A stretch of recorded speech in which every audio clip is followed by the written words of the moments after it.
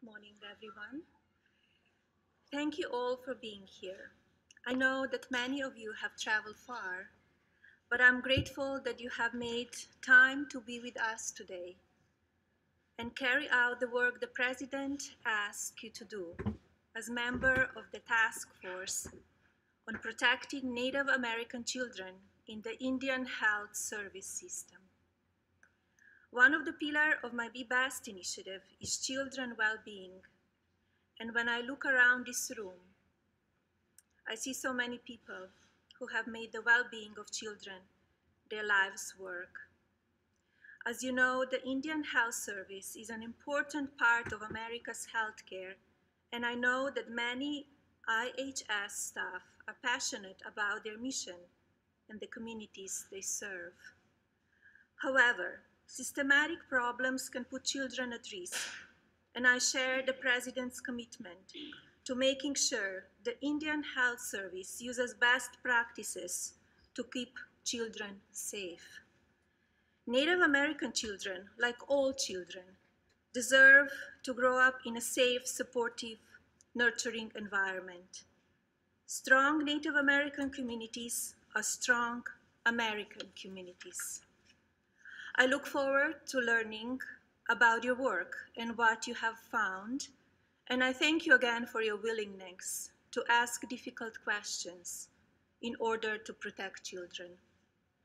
Now I would like to ask Trent Shores, the co-chair of the task force, to give an overview of your work and your recommendations. Thank you. Good morning. Thank you so much for having the task force here today. It is our humble honor to get to present to you our recommendations and findings as a result of the work that this amazing group of people, civil servants that work in a variety of capacities in our great government, did over the last several months. I think that the President's mission as given to us was one that champions the priority of your Be Best campaign, which is to promote the health and well-being of children. And as this task force traveled throughout the United States and visited Indian reservations, and as we looked at Indian Health Service clinics, what we found was dedicated employees for the IHS who were frustrated by institutional inefficiency, bureaucratic red tape, and a lack of clarity when it came to policies that pertain to the reporting of suspected physical and sexual abuse of children. When I received a call over a year ago from Joe Grogan here at the White House,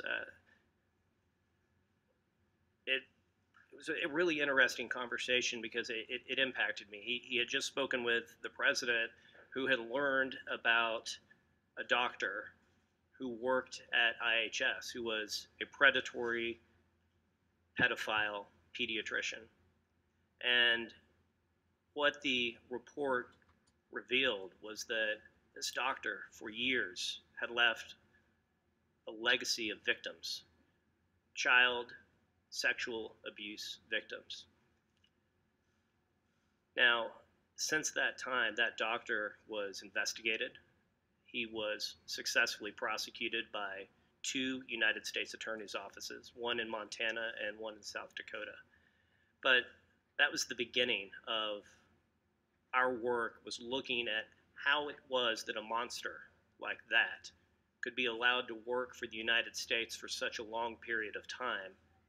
And for folks who had suspicions about his criminal acts and his exploitation of children, how could he continue to serve in any capacity and move from IHS clinic to IHS clinic, giving him more and more victims? I think that the President's creation of this task force transcends politics. The idea of protecting children is, I think, not just a moral obligation, it's a righteous one. And the mission that he gave us wasn't just about good governance. I think it was about government accountability to the people, especially a group of people that historically have been marginalized. And the president recognized that and directed this group to go in and ask the tough questions and to follow wherever the evidence may lead, no matter how inconvenient. And what we found was that there were years, decades of systemic institutional problems that led to an environment where a predatory pedophile could take advantage of government inefficiencies and confusion to sexually abuse children. We, as a task force, stood up for those children by asking those tough questions. We visited Oklahoma first, and we gathered there on the Muskogee Creek Nation Reservation and met with tribal officials. We visited New Mexico. We visited the DZ Clinic and a tribal school where we were on the Navajo Nation Reservation. We then went to Montana and visited the Blackfeet Nation, which was one of the primary reservations and areas impacted by Dr. Weber's criminal sexual exploitation of children. We talked with Tribal Chairman Tim Davis about how that had impacted the community. We talked with Bureau of Indian Affairs officials about their law enforcement capacity and the understanding that folks on the ground had about their reporting obligations when they suspected child sexual abuse. We then visited the Pine Ridge Reservation in South Dakota and concluded our task force work by coming to Washington to meet with policy experts and stakeholders.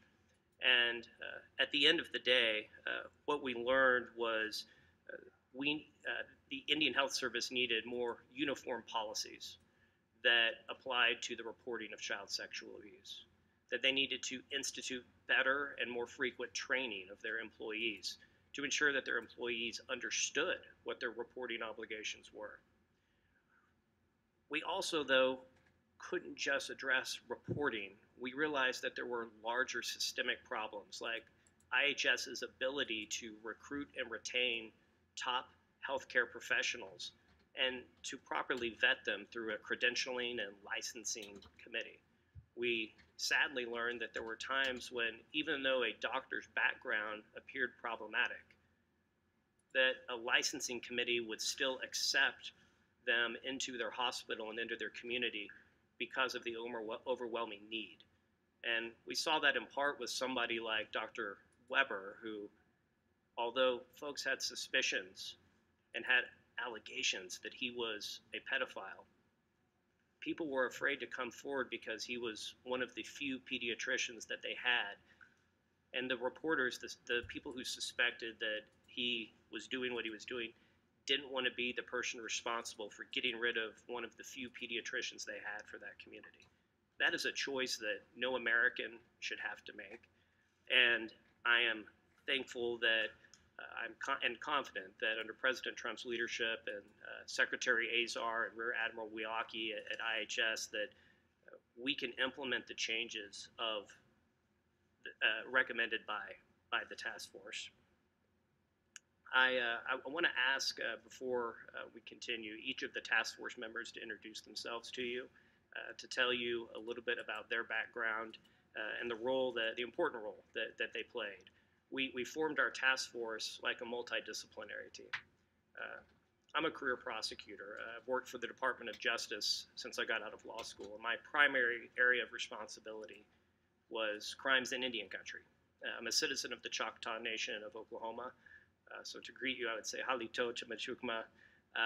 And it was an honor for me to get to be a prosecutor that worked with Indian country and victims of violent crime. We know that Native American women and children are sadly overrepresented in the victim class when it comes to violent crime in our country. And so a multidisciplinary approach, which is what I used as a prosecutor, was how we approach this, because you bring different perspectives together so that you can have a more holistic view when you're not only assessing the problem but developing solutions. So first, I'd like to ask Shannon Kazoni to introduce herself. Shannon, if you would. Thank you, Trent. My name is Shannon Kazoni, and I am a tribal liaison and AUSA in the Northern District of Oklahoma.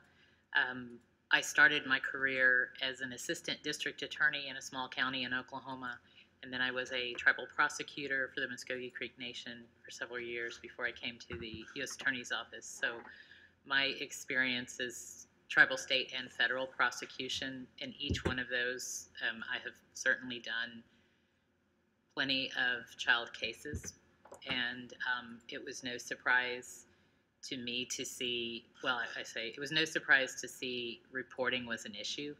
What surprised me with the task force was that the professionals we were dealing with, lack of understanding on how to report supervisors and doctors, for instance, those in authority. And that was one of the, I think, my key takeaways. We've got to have better reporting. We have to have reporting. It is key to protecting that child and getting that child in a safe environment. But it is also incredibly key to get early reporting so that we get these cases in the hands of individuals like Kurt and Bo, investigators, and forensic interview like Stephanie. So, thank you. Good morning. My name is Stephanie Knapp. I'm a licensed clinical social worker. Currently, I'm a child and adolescent forensic interviewer for the FBI. I've worked just shy of 30 years in child protection. I started my career as a child protection worker in Colorado, was then the co-director of the Kemp Child Protection Team at Children's Hospital. I became a contractor for the FBI to train primarily in Indian country in 2001, and then became a full-time employee at the FBI for protecting children as a licensed clinical social worker.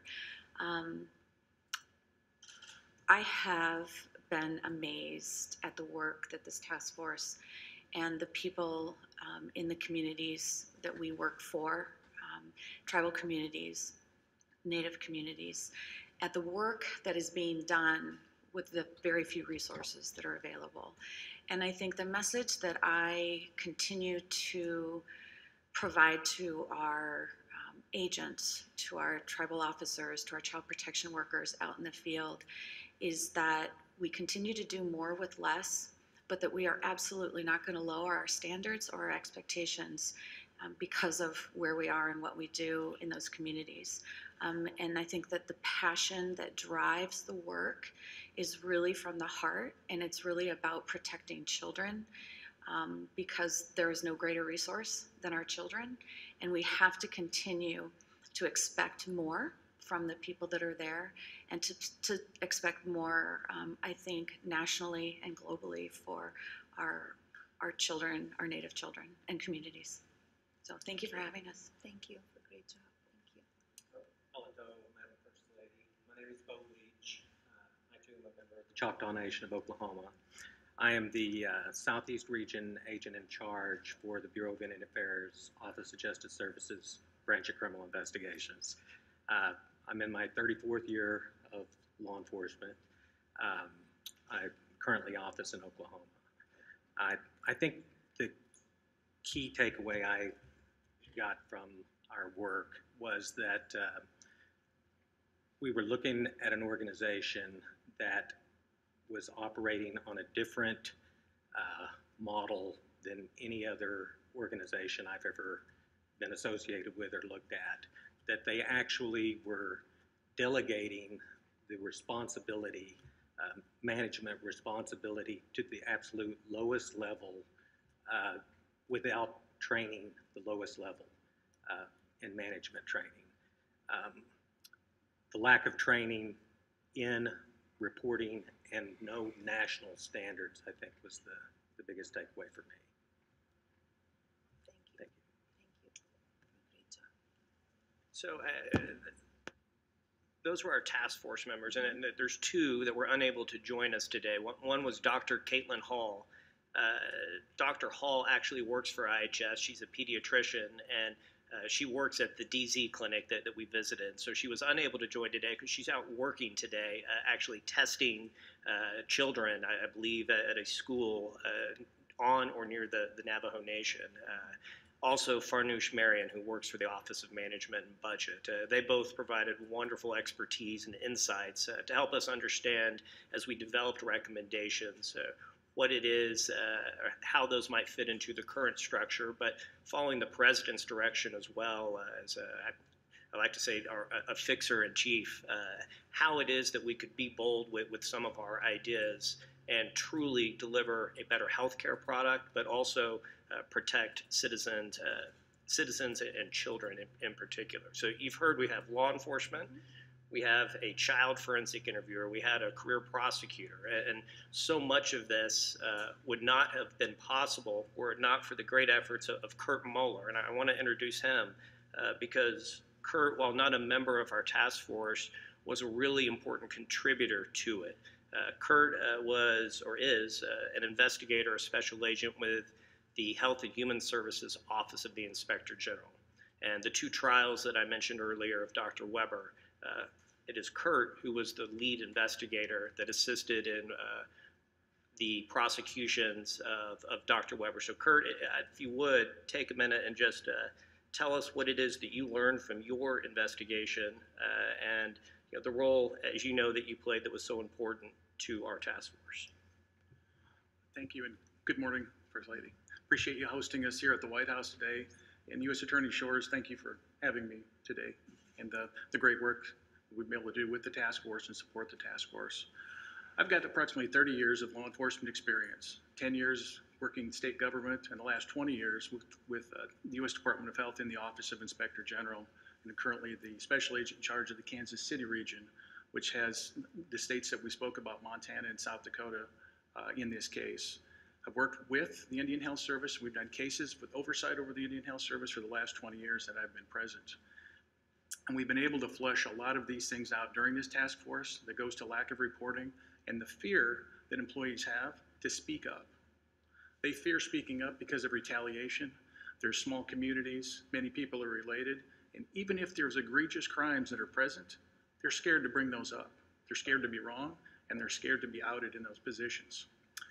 We have worked with the Indian Health Service to educate employees along the way, talk about whistleblower protections, that they can speak up, that they will be protected in these scenarios, but yet many still fear that. And we'll continue to work with those folks in those environments. This task force has some great recommendations also on training and having outside trainers, not just folks that work in the Indian Health Service, that can come in and talk about being able to move forward and speak of these unspeakable things that have happened.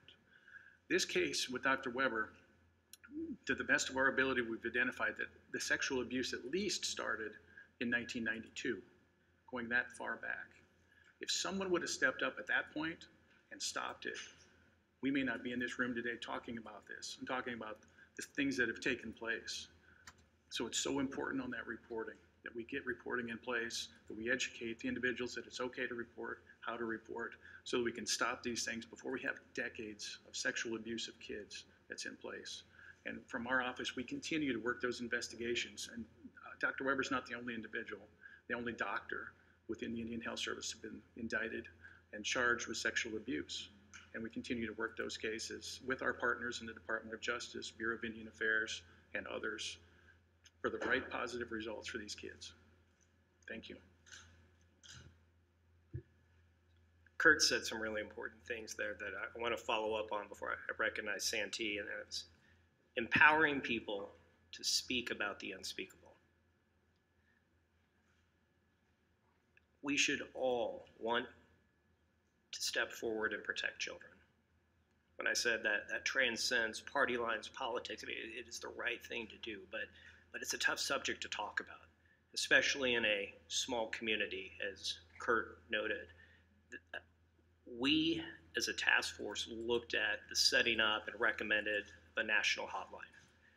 Somewhere under whistleblower protection, so to speak, where somebody could come forward without fear of retribution. And that's just as important for members of the community as it is for, say, a nurse who may have suspicions about a doctor. Right? There is a relationship there, a hierarchy within the clinic, and there needs to be some way that they all feel free to come forward and report suspected child abuse. and then for some authority to intervene, not to sit on that information and let it play out to where you have decades of victims. So we certainly commend the work that Kurt did, along with the assistant U.S. attorneys in those two offices, to hold accountable Dr. Weber. But as he said, this was not an isolated incident.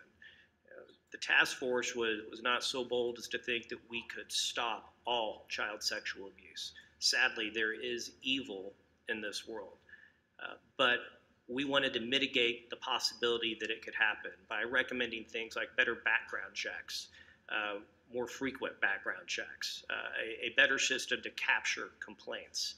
And if there was a tragic incident in which that did occur, that there were means of reporting and there were means of accountability. And I think, again, that goes back to good government. It goes back to, with regard to our Native American populations in the United States, the federal government's trust responsibility, not just in the criminal and public safety arena, but also in the public health arena. It is our affirmative obligation to honor those treaties and to uphold that trust responsibility to Native American communities throughout this country. One of those communities that we visited was the Navajo Nation, as I mentioned earlier. And Santee Lewis is here representing the Navajo Nation today. She is the executive director of the Navajo Nation Washington, D.C. office. And Santee, if you'd like to make a few remarks on behalf of the nation, we'd be honored.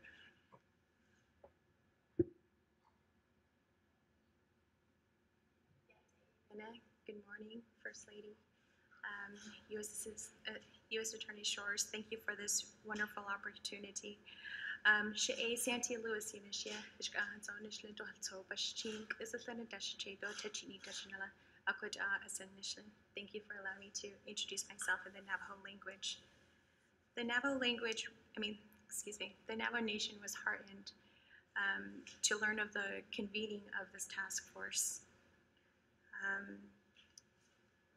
Dr. Caitlin Hall of the NHÄ or DC Health Center in Shiprock, New Mexico was a participant on the task force, and there is no resource more vital and precious to the continued existence and cultural integrity of the Diné people than our children. Their protection, education, and healthcare are top priorities for the administration of President Jonathan Nez, the Navajo Nation Council, and the Navajo people. We recognize the United States government's responsibility to protect Native American children, particularly those who depend on the framework established to address healthcare needs of the American Indian people. The findings of the task force are important to us as they address long-standing issues at the Indian Health Service, and we hope it results in safer service delivery and accessibility for our people. Our children are faced with numerous challenges, including a lack of infrastructure that empowers them to learn on digital platforms and availability of programs and initiatives that present physical, emotional, and recreational opportunities that most American families access easily. Nevertheless, we are proud of the accomplishments of our youth and younger children, and pleased to know that the issues of abuse in the IHS are being addressed. On behalf of President Nez and Vice President Leiser, I would like to express our appreciation for the work of the task force. We look forward to working as a sovereign tribal nation with the United States government toward a greater protection of Native American children. Thank you.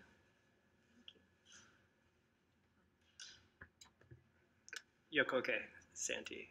I want to welcome questions as well that anyone may have about our work, about what we saw.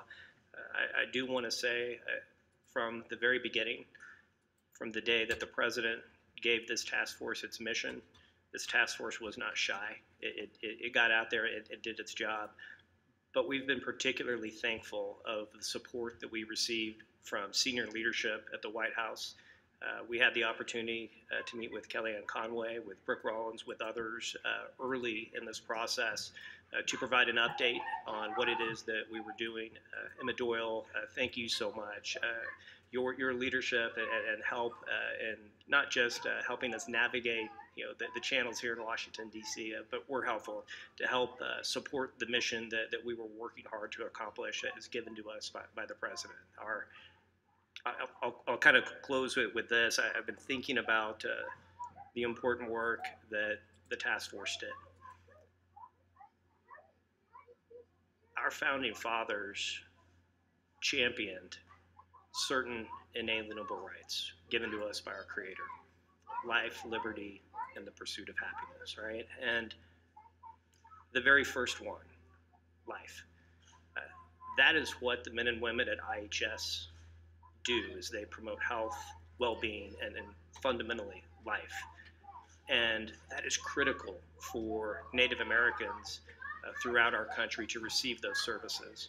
And they ought to be able to go to those clinics to receive the health care that they so desperately need without fear that they're putting their children in harm's way. And I think that the men and women of IHS, as well as the men and women of law enforcement who work hand in glove with them when there are allegations, are deserving of our praise and our thanks, but also our support in the sense that we can be better.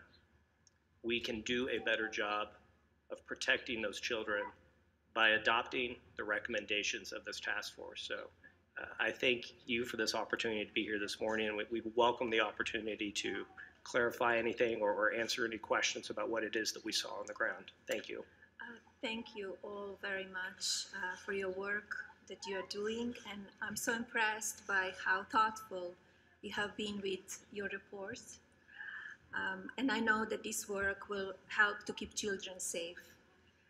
I'm so glad that you have taken the time to work hand in hand with tribal leaders during this process and to listen to their input. Now I would like to ask maybe Kellyanne to say a few words, and then follow with Emma and Stephanie. So, and then we could discuss and have some questions and go really into the details.